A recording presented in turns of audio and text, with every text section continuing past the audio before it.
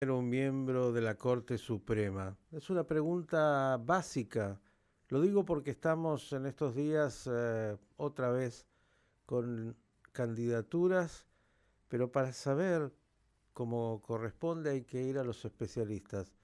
El doctor Daniel Sapsay es abogado constitucionalista, entonces la primera pregunta sería, además de saludarlo con el buen día, doctor Sapsay, desde la Constitución, ¿qué características debe tener un miembro de la Corte Suprema?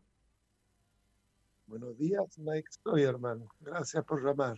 Por favor, ¿qué es lo Hay, que debería sí, entonces, cuáles son las características?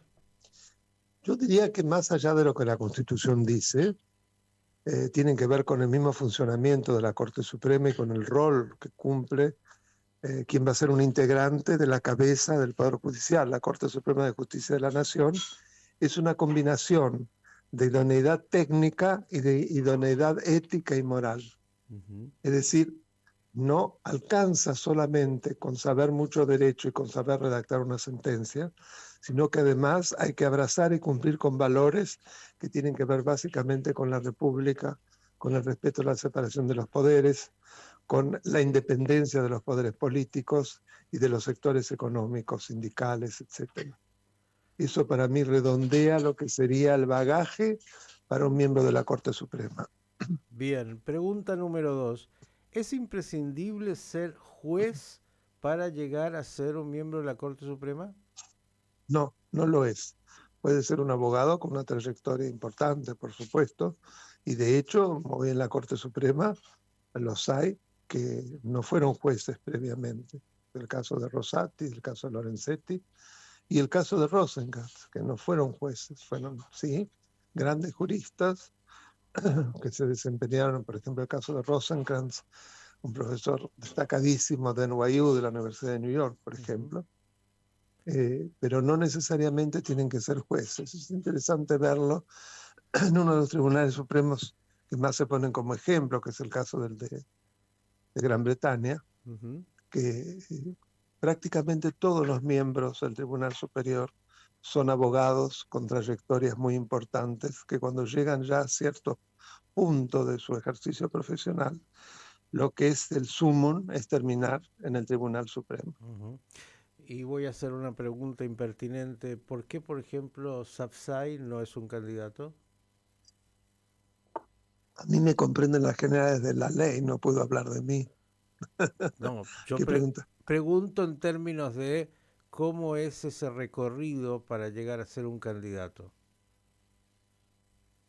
Yo creo que en Argentina es difícil si se trata de personas muy independientes que lleguen a la Corte Suprema. Han habido muy pocos casos.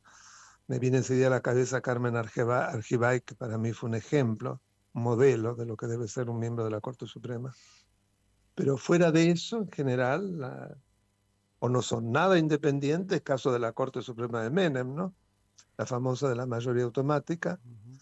que había algunos que ni siquiera podían llegar a ser jueces. Caso Nazareno, por ejemplo. Este, pero en general, en general, debería ser así. Tienen que ser personas muy versadas. ¿Usted me dice que se requiere hacer lobby para llegar a la Corte Suprema? Digamos que sí. Bien. Y Ahora, tener una personalidad proclive a ser influenciable a lo que le convenga al poder. mm, ¿no es independiente el Poder Judicial del Poder Político? Formalmente sí. En la letra de la Constitución sí, que se Bien, llama la hoja de papel. En la realidad, lamentablemente, salvo muy pocos casos, no lo es.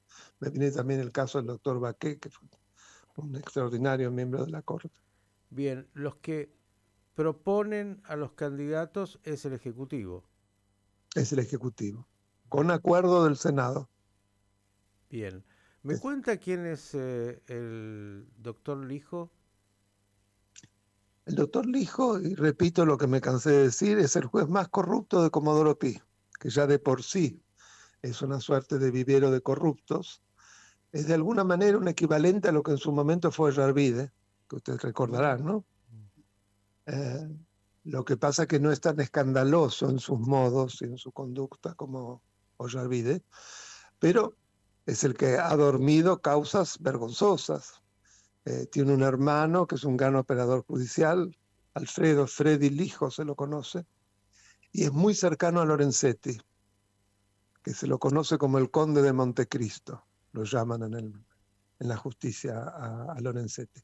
Ni más ni menos, usted me dijo el juez más corrupto de Comodoro Pi, el doctor Lijo. Sí, sí, sí, sí, sí, no hay más que ver porque más es todo público, todas las causas que él durmió, cómo jugó a favor de Infran.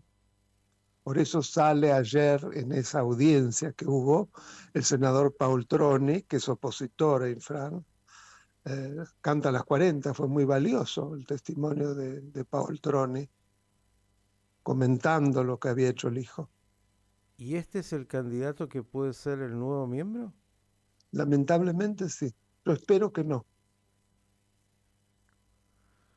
Doctor Sapsay, como siempre, agradecerle por su contundencia, su claridad, y yo sigo todavía en algún momento soñando que los Sapsay, los abogados prestigiosos, académicos, independientes, puedan conformar nuestra Corte Suprema. No voy a dejar de tener esa esperanza. Muchas gracias, Mike. Un gran abrazo y cuando puedan me mandan la grabación que yo lo subo a mi canal de YouTube. Desde ya, y a cuidar esa garganta con este frío, doctor. Sí, sí, ya lo creo. Abrazo Abrazo grande. grande. El doctor Daniel Sapsay. Claro, contundente. ¿Quién es Ariel Lijo? El juez más corrupto de Comodoro Pi.